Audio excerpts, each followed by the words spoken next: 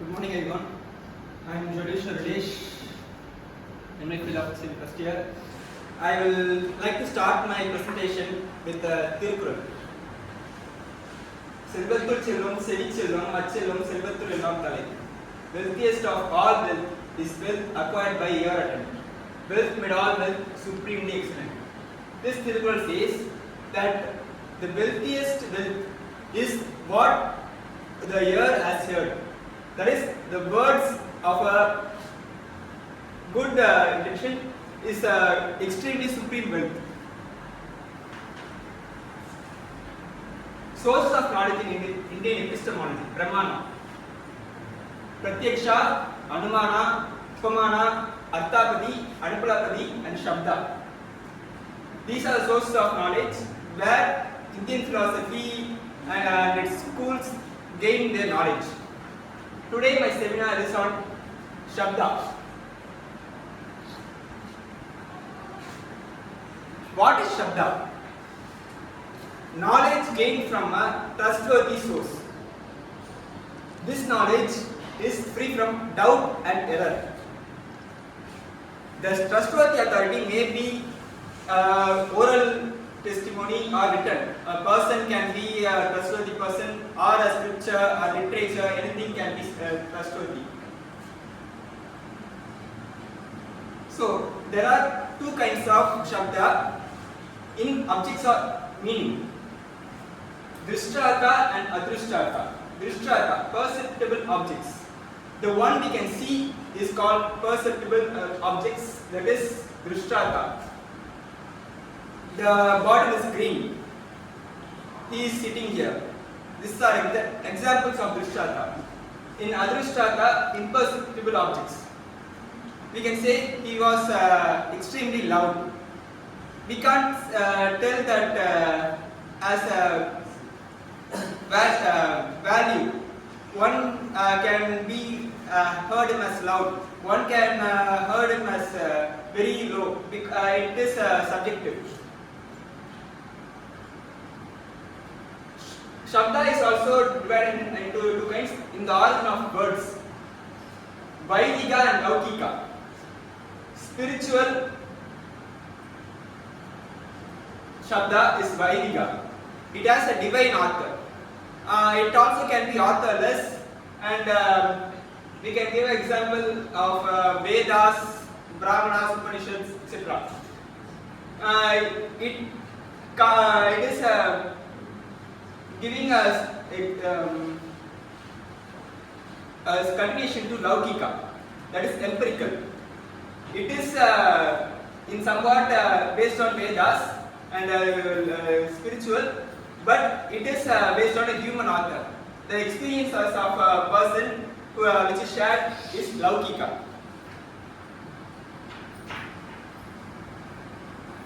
Vedic distinction in testimony. There are two distinctions of testimony on Vedas. Shruti. It is also called Aparushaya. Aparushaya is nothing but superhuman origin or authorless. It is can be coming under Vaidika, that is Veda. Shruti. It is also called Paurushaya with an author. This author can be divine or a human. Example, Bhagavad Gita, or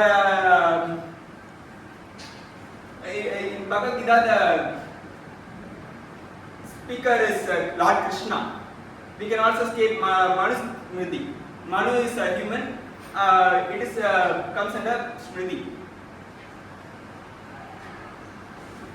So who can we trust? I want to quote this Tirukkural. Irukal udayuri utrukol atre ulkamudayar vaaichol. Like staff in hand of him in slippery ground, whose traits are words from mouth of those who walk in righteous way. This Tirukkural has meaning. When a person is slipping, he can be helped with a staff or stick or something. It is like the words from a righteous person. In this Tirukkural urges me to go to Aptavakya. Aptavakya is the term refers to the reliable person or a trustworthy source. It is a person who cannot be doubted of his statements. This Aptavakya has some guidelines. He should be a genuine knower of truth. Without a genuine knower, he can't give a perfect statement of truth and experience.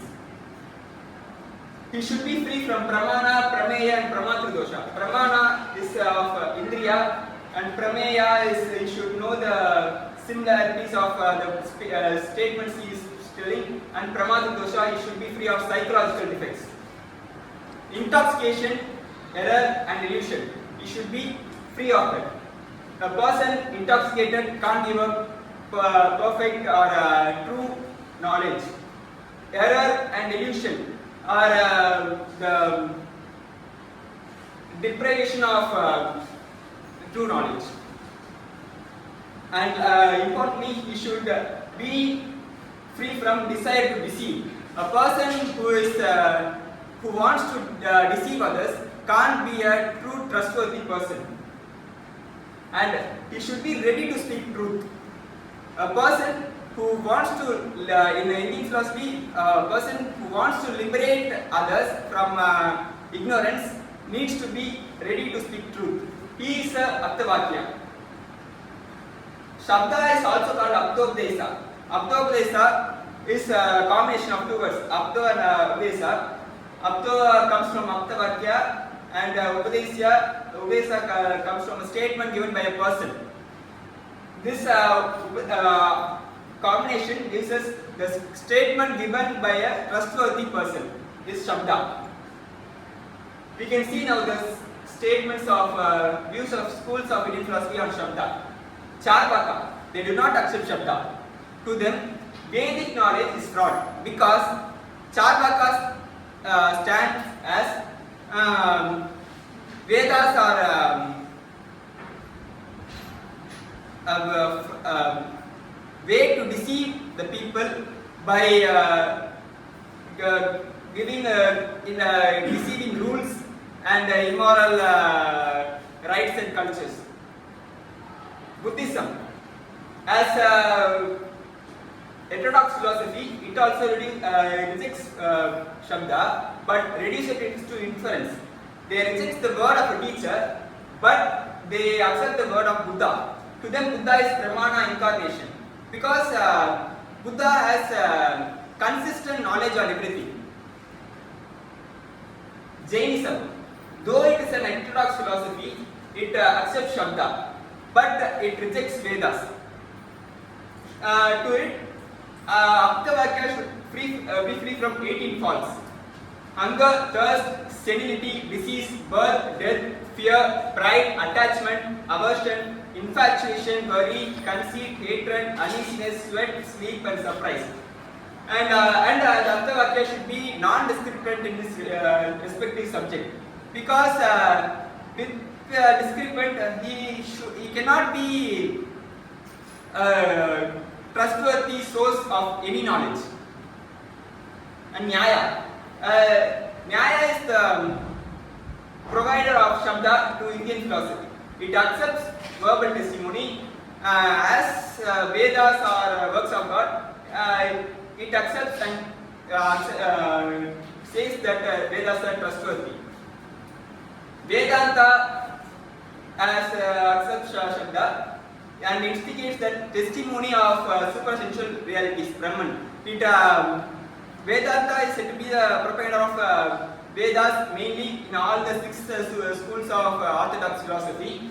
So it is accepting Shabda. Yoga philosophy accepts testimony, it accepts Vedas, and yogic techniques for a proper liberation can be and should be learned from a trustworthy person because yogic practices needs proper teaching. Mimamsa, as orthodox philosophy accepts Shabda and gives importance to authority of Vedas. Sankhya, to it Shabda is not an independent source of knowledge, but it accepts valid testimony as true revelations. To it, true revelation is Vedas. Vaisheshika. It also accepts Shabda and but reduces it to inference.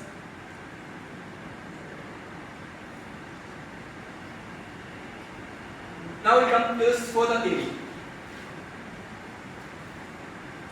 It was given by Pondicherry, but in some text it was also said that it was proclaimed by Patanjali, Panini. Those are grammarians. The meaning of Sphota, it comes from Sanskrit words, but it means to burst open. It is a supersensible entity. When a letter is of a word is revealed, the mind gains it meaning. The grammarians hold that Sphota is the cause of the world. It is called as Shabda Brahman. The word is supreme word. It is the form of the Shakti which gave rise to the world. According to Sphota theory, transcendent ground in which the spoken syllable and the conveyed meaning find themselves unified.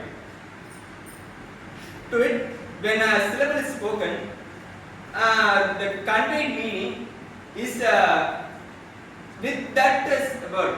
When the word is uttered, the meaning of the word is gained by us. Not then the word is totally goes unexistent. Now I jump to the language philosophy of Ludwig Wittgenstein and Shabda to give a small comparison. Tractatus Logico-Philosophicus. It is the work of Ludwig Wittgenstein. This work was made to reveal the logical structure of language, where he could give as possible all the explanation to all the philosophical questions. In this book, he introduces the picture theory of meaning. To it, when a word is uttered, we are not transferring the words, but the meaning. That is the idea of something. Like he gives the example of apple. When I say the word apple, we did not see it as a word, but we see it as an expression of or image of the picture. When the proportion is described as a positive state of affair, otherwise it is meaningless. He says that without the picture, the word is meaningless, and the sentence is meaningless, proportion is meaningless, and so that he rejects the metaphysics of philosophy. In Shabda, already it has been given that when a collection of group of letters is called word, a word is pronounced. Letters are perceived one after the one. When an apple is perceived, A, P, P, L, E, we hear it. When the last letter E is heard by us, the idea of the word is obtained by us. That is Shakti. Then the word ceases to exist. Only the idea exists. That is Sphota. Philosophical investigation of Ludwig Wittgenstein. It was a later work of Wittgenstein after developing from his philosophy in the book of his Tractatus Logico-Philosophicus. This proposes the methods to uses of language. The meaning of the word is used in the language. That is, when a word is used, the meaning is in the language where it is used. To Wittgenstein, both the words and tool are same. They both have distinct function. Example, hammer and chisel. They both are tools, but they both have distinct functions, which can be used in that functions only. Likewise, the words are and should be used in the specific words without playing. So he comes to a conclusion and the tool use of modern language called the language game. In language game, he talks about private language, family resemblance, forms of life, and rules. In main importantly, rules. He gives that rules are should be obeyed to gain a proper meaning. Likewise, in SABDA, logical structure of the sentence was given. Akamsha, Yogyata, Sannidhi, and Tatparya. Akamsha, expectancy. When sentence is told, the words of the sentence should be mutually affiliated. Without any word in the sentence, another word cannot give the entire meaning of the proposition alone. Example, bring me the bottle. Only bring cannot get me that bottle. Only bottle, I don't know what to do with the bottle. Yogyata, competency. Compatible between words to convey a sensual meaning.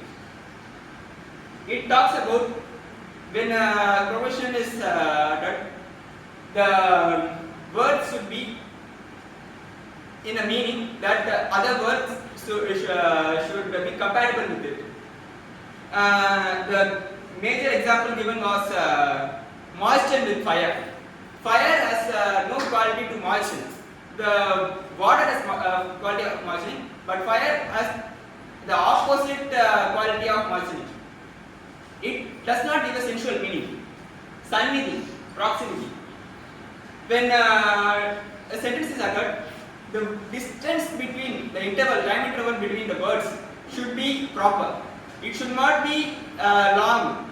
And if I say the horse and wait for a few days and say nail, it cannot give a proper meaning. Tatparya, purport. The relation between the speaker's intention and its meaning. And we can see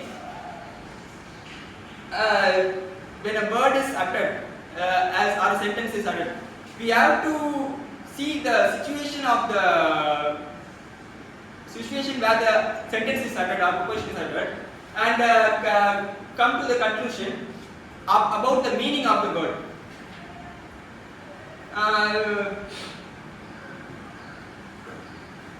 There's a case study.